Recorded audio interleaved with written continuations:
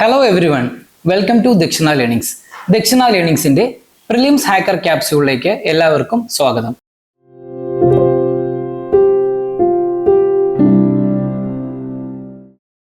ഇനിയുള്ള ദിവസങ്ങളിൽ നമ്മൾ ഡിസ്കസ് ചെയ്യാൻ പോകുന്നത് UPSC പെർസ്പെക്റ്റീവിൽ വളരെ ഇമ്പോർട്ടന്റ് ആയിട്ടുള്ള 30 തീംസ് ആണ്.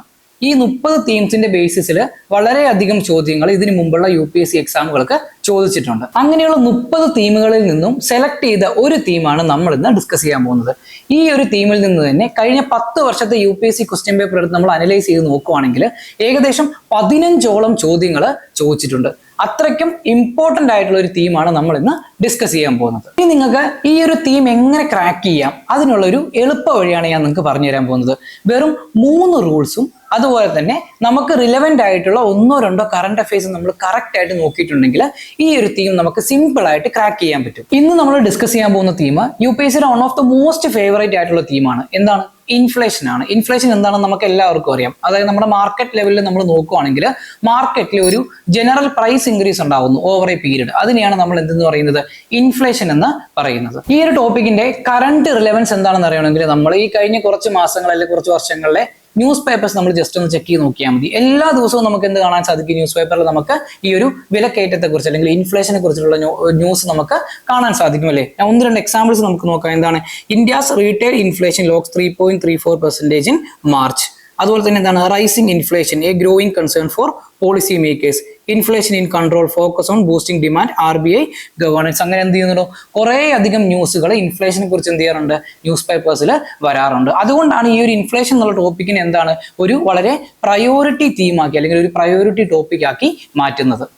ഇനി നമ്മൾ ഈ ഒരു തീമിന്റെ പ്രീവിയസ് ഇയർ UPSC ക്വസ്റ്റ്യൻ പേപ്പറിന്റെ ബേസിസിൽ നമ്മൾ ഇതിന്റെ റിലവൻസ് എന്താണെന്ന് നോക്കുവാണെങ്കിൽ നമുക്ക് തുടർച്ചയായി എന്താണ് UPSC ഈ ഒരു തീമിൽ നിന്നും ക്വസ്റ്റ്യൻസ് ചോദിക്കാറുണ്ട്. ഫോർ എക്സാമ്പിൾ നമ്മളിപ്പം പ്രീവിയസ് ഇയറിൽ 2022 UPSC എക്സാമിൽ ചോദിച്ചിട്ടുണ്ട്.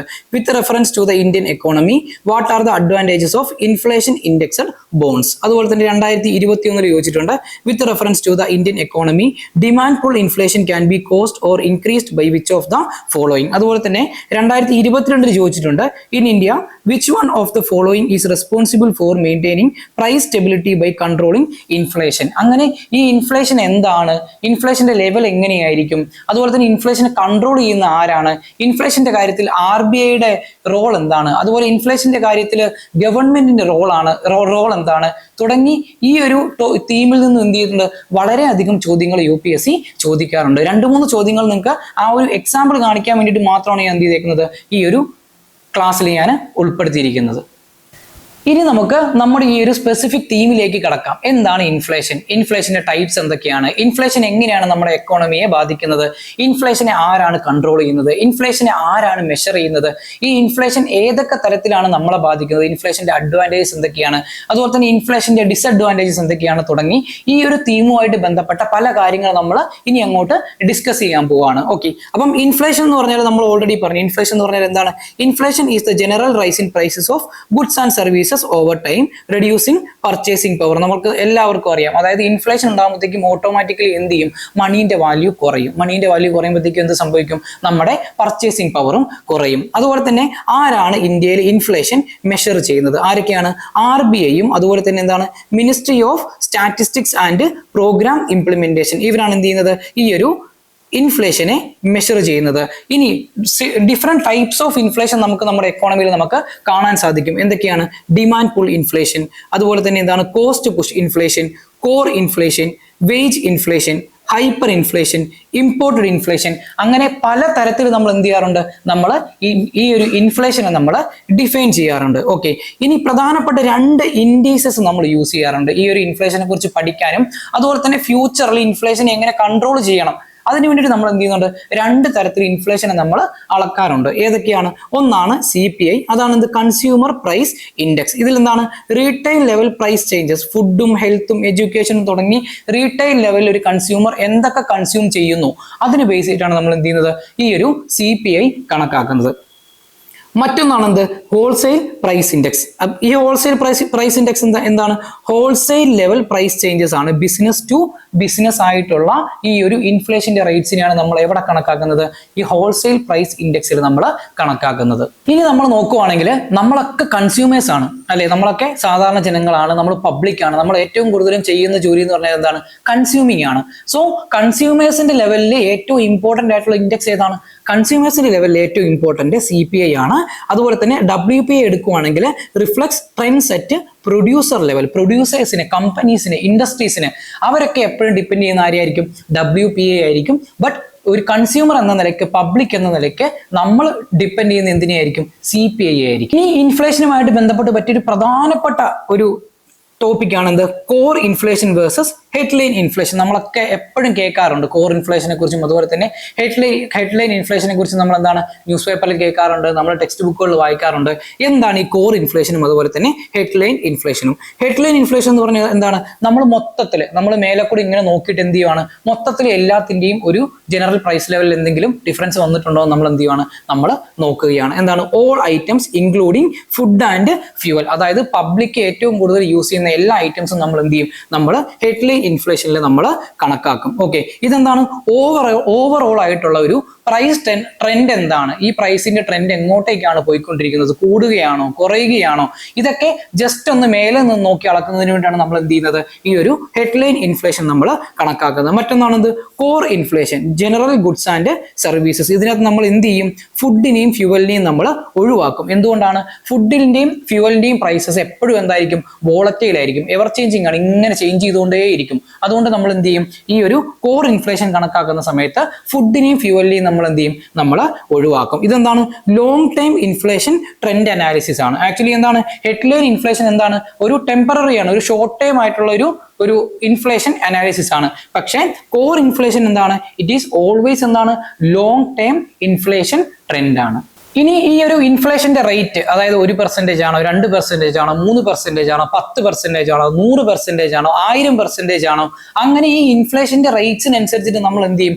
ഇൻഫ്ലേഷനെ നമ്മൾ കണക്കാക്കും. അങ്ങനെ കണക്കാക്കുന്നതാണ് എന്തൊക്കെ? ഒന്നാമത്തെയാണ് ക്രീപ്പിംഗ് ഇൻഫ്ലേഷൻ. അതെന്താണ്? Mild inflation where prices rise slowly typically less than 3% annually. 3% ആയിരിക്കും ആനുവലി എന്ത് വരുന്നത്? ഈ ഒരു ഇൻഫ്ലേഷൻ റേറ്റ് വരുന്നത്. ഇതെന്താണ്? Encourages investment and economic stability. അതായത് എക്കണോമിക് സ്റ്റെബിലിറ്റിനെയും ഗ്രോത്തിനെയൊക്കെ സപ്പോർട്ട് ചെയ്യുന്ന ഒരു ടൈപ്പ് ഓഫ് ഇൻഫ്ലേഷൻ ആണ് എന്ത്? ഈ ഒരു ക്രീപ്പിംഗ് ഇൻഫ്ലേഷൻ എന്ന് പറയുന്നത്. ഓക്കെ, ഇനി വോക്കിംഗ് ഇൻഫ്ലേഷൻ എന്താണ്? Moderate inflation. ഇതിൽ 3% to 10% ആയിരിക്കും ഇൻഫ്ലേഷൻ റേറ്റ്. ചെറിയൊരു വിലക്കയറ്റം നമുക്ക് എന്ത് ചെയ്യാൻ പറ്റും? നമുക്ക് അനുഭവപ്പെടാൻ തുടങ്ങും. Okay, can start eroding purchasing power if unchecked. ഈ സാധനം നമ്മൾ അൺചെക്ക് ചെയ്യാതെ വിട്ടിട്ടുണ്ടെങ്കിൽ, കൺട്രോൾ ചെയ്യാതെ വിട്ടിട്ടുണ്ടെങ്കിൽ അത് ഉറപ്പായിട്ടും എന്ത് ചെയ്യും? നമ്മുടെ പർച്ചേസിംഗ് പവറിനെ കുറയ്ക്കും, മണീന്റെ വാല്യൂവിനെ കുറയ്ക്കും. അടുത്തയാണെന്ത്? ഗാലോപ്പിംഗ് ഇൻഫ്ലേഷൻ. അതായത് എന്താണ്? റാപ്പിഡ് പ്രൈസ് ഇൻക്രീസ് ആണ്.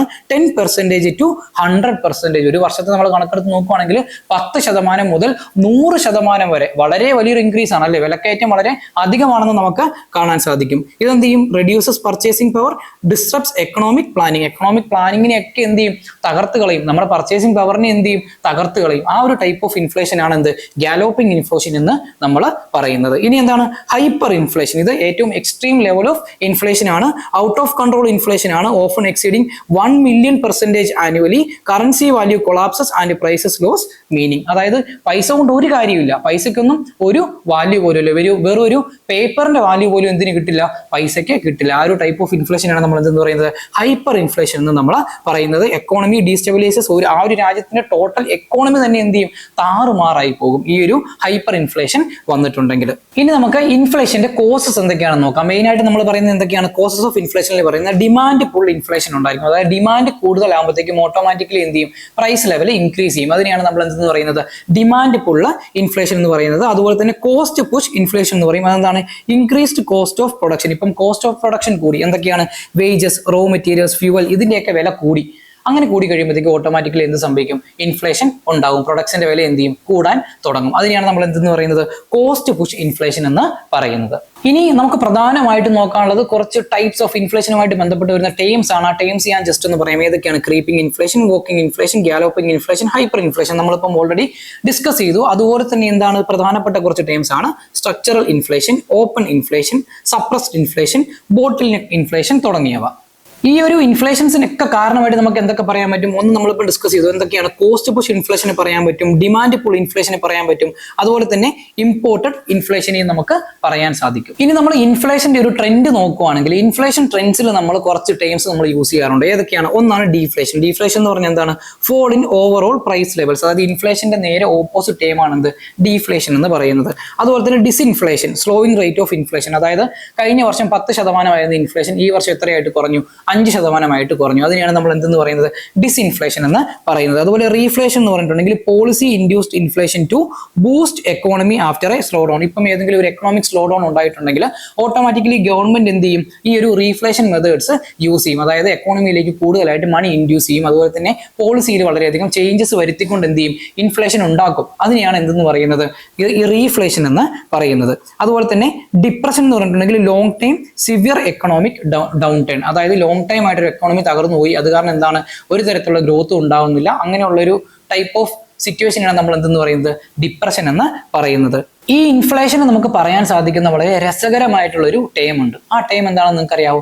സൈലന്റ് ടാക്സ് എന്നാണ് ഇൻഫ്ലേഷനെ നമ്മൾ പറയുന്നത്. എന്തുകൊണ്ടാണ്? ഓട്ടോമാറ്റിക്കലി ഈ ഒരു സൈലന്റ് ടാക്സ്, അതായത് ടാക്സ് കൊടുക്കുമ്പോഴത്തേക്കും നമ്മുടെ പോക്കറ്റ് കാലിയാവും. അതുപോലെ തന്നെ എന്ത് സംഭവിക്കുന്നു? ഇൻഫ്ലേഷൻ കൂടുമ്പോഴത്തേക്കും ഓട്ടോമാറ്റിക്കലി നമ്മുടെ പർച്ചേസിംഗ് പവർ കുറയുന്നു, നമ്മുടെ ക്യാഷിന് വാല്യൂ ഇല്ലാതെ വരുന്നു. നമ്മൾ എന്ത് ചെയ്യുന്നു? നമ്മൾ ഓട്ടോമാറ്റിക്കലി നമ്മൾ ചിലവാക്കുന്നതിനേക്കാളും കൂടുതൽ പൈസ നമ്മുടെ പോക്കറ്റിൽ നിന്നും സൈലന്റ് ആയിട്ട് പോകുന്നു. അതുകൊണ്ടാണ് ഇൻഫ്ലേഷൻ എന്തെന്ന് വിളിക്കുന്നത്? സൈലന്റ് ടാക്സ് എന്ന് വിളിക്കുന്നത്. ഇനി ഈ ഒരു തീമുമായിട്ട് ബന്ധപ്പെട്ട് നമുക്ക് ഈ വരുന്ന 2025 പ്രിലിംസ് എക്സാമിൽ നമുക്ക് എന്തൊക്കെ ചോദ്യങ്ങൾ എക്സ്പെക്ട് ചെയ്യാന്നുള്ളത് നമുക്ക് ജസ്റ്റ് ഒന്ന് നോക്കാം. അതായത് UPSCയുടെ നോർമൽ വേ എന്ന് പറഞ്ഞിട്ടുണ്ടെങ്കിൽ UPSC എന്ത് ചെയ്യും? RBIയുടെയും ഗവൺമെന്റിന്റെയും ഇന്റർവെൻഷൻസും അതുപോലെ തന്നെ ഇൻഫ്ലേഷന്റെ കാര്യങ്ങൾ തമ്മിൽ എന്ത് ചെയ്യും? അങ്ങോട്ടും ഇങ്ങോട്ടും ഇന്റർലിങ്ക് ചെയ്യും. അങ്ങനെ ഇന്റർലിങ്ക് ചെയ്തിട്ടായിരിക്കും എന്ത് ചെയ്യുന്നത്? നോർമലി ക്വസ്റ്റ്യൻസ് ചോദിക്കുന്നത്. അപ്പം അതുമായിട്ട് ബന്ധപ്പെട്ട് നമ്മൾ എന്തൊക്കെ നോക്കിയിരിക്കണം? Repo rate, reverse repo rate, monetary policy decisions, അതുപോലെ തന്നെ ഇൻഫ്ലേഷൻ ടാർഗറ്റിംഗ് ഫ്രെയിംവർക്ക്, ഇതൊക്കെ നമ്മൾ എന്ത് ചെയ്യണം? നമ്മൾ ഈ ഒരു ടോപ്പിക്കുമായിട്ട് ബന്ധപ്പെട്ട് നോക്കിയിരിക്കണം. അതുപോലെ തന്നെ മറ്റ് പ്രധാനമായിട്ട് നമുക്ക് നോക്കാനുള്ള കാര്യങ്ങളാണെന്ത്? ഇൻഫ്ലേഷനും അഗ്രികൾച്ചറൽ പ്രൈസസും. അതായത് ഈ റിവൈസ്ഡ് MSP മെക്കാനിസം എങ്ങനെയാണ്, ക്രോപ്പ് വെയിറ്റ് ആൻഡ് CPI എന്തൊക്കെയാണ്, അതുപോലെ തന്നെ സീസണൽ ഫുഡ് പ്രൈസ് വോളറ്റിലിറ്റി എന്താണ്, അതുപോലെ തന്നെ ഇതുമായിട്ട് ബന്ധപ്പെട്ട് അഗ്രികൾച്ചറുമായിട്ട് ബന്ധപ്പെട്ട് ജോഗ്രഫിക്കൽ ഫിനോമിനൻസ് ഒക്കെ ഉണ്ടാവും. അത് എങ്ങനെ നമ്മുടെ ഈ ഒരു ഇൻഫ്ലേഷനെ ബാധിച്ചു എന്നുള്ള കാര്യങ്ങളൊക്കെ എന്ത് ചെയ്യും? UPSC നോർമലി ചോദിക്കാറുണ്ട്. അതുപോലെ തന്നെ ഇൻഫ്ലേഷൻ ആൻഡ് ഇന്റർനാഷണൽ ഫാക്ടേഴ്സ്, ഇൻഫ്ലേഷനും അതുപോലെ തന്നെ ഇന്റർനാഷണലി റിലേറ്റഡ് ആയിട്ടുള്ള കുറെ ഫാക്ടേഴ്സ് ഉണ്ട്. അത് എന്ത് ചെയ്യും? അതായത് നോർമലി നമ്മളിപ്പോൾ ഇമ്പോർട്ട് ഇൻഫ്ലേഷൻ നമ്മൾ നേരത്തെ പറഞ്ഞിരുന്നു. അങ്ങനെയുള്ള കാര്യങ്ങൾ UPSC എന്ത് ചെയ്യാറുണ്ട്? നോർമലി ചോദിക്കാറുണ്ട്. ഇതിനകത്ത് സ്റ്റഡി ബ്രെൻഡ് ക്രൂഡ് ട്രെൻഡ്സ് നമ്മൾ അറിഞ്ഞിരിക്കണം.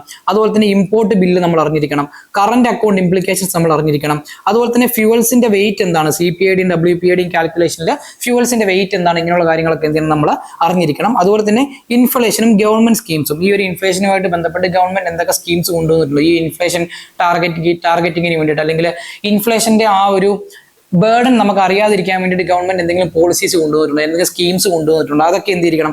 നമ്മൾ അറിഞ്ഞിരിക്കണം. എക്സാമ്പിൾ എന്താണ്? PDS നമുക്ക് നോക്കാം, ഉജ്ജ്വല യോജന നമുക്ക് പഠിച്ചിരിക്കാം. അതുപോലെ തന്നെ ഫെർട്ടിലൈസർ സബ്സിഡീസ് നമുക്ക് നോക്കാം. അതുപോലെ തന്നെ ഇൻഫ്ലേഷൻ ഡാമ്പനിങ് എഫക്ട്സ്, ഇതൊക്കെ എന്ത് ചെയ്യാം? UPSC ചോദിക്കാൻ സാധ്യതയുള്ള മേഖലകളാണ്. ഈ ഒരു ഇൻഫ്ലേഷൻ എന്നുള്ള തീമിന്റെ ബേസിസിൽ നമ്മൾ ഇത്രയും ഡിസ്കസ് ചെയ്ത കാര്യങ്ങളിൽ ഈ ഒരു 3 ട്രിക്സ്, ഞാൻ നേരത്തെ പറഞ്ഞ 3 ട്രിക്സ് ഏതൊക്കെയായിരുന്നു? ഈ ടോപ്പിക്കിലെ ഏറ്റവും പ്രധാനപ്പെട്ട 3 ഭാഗങ്ങളാണ്. ആ 3 ഭാഗങ്ങൾ നമ്മൾ മനസ്സിലാക്കുക. അതുപോലെ തന്നെ കറണ്ട് അഫയേഴ്സ് നമ്മൾ മനസ്സിലാക്കിയിരിക്കുക. അങ്ങനെയുണ്ടെങ്കിൽ ഈ വർഷത്തെ UPSC 2025 പ്രിലിംസ് എക്സാമിന് UPSC എന്തൊക്കെ ട്രാപ്സ് നിങ്ങളുടെ മുമ്പിൽ കൊണ്ടുവന്നാലും നിങ്ങൾക്ക് അതിനെയൊക്കെ എന്ത് ചെയ്യാൻ പറ്റും? നിങ്ങൾക്ക് നൈസായിട്ട് നിങ്ങൾക്ക് അതിൽ നിന്നൊക്കെ രക്ഷപ്പെടാൻ സാധിക്കും. ഇന്നത്തെ നമ്മുടെ ഈ ഒരു തീമിന്റെ ഡീറ്റെയിൽഡ് ആയിട്ടുള്ള അനാലിസിസ് നമ്മുടെ ദക്ഷിണ ലേണിംഗ്സിന്റെ യൂട്യൂബ് ചാനൽ തീം നമ്പർ 21 ക്ലാസ്സിൽ നമ്മൾ ഡീറ്റെയിൽ ആയിട്ട് അനലൈസ് ചെയ്തിട്ടുണ്ട്.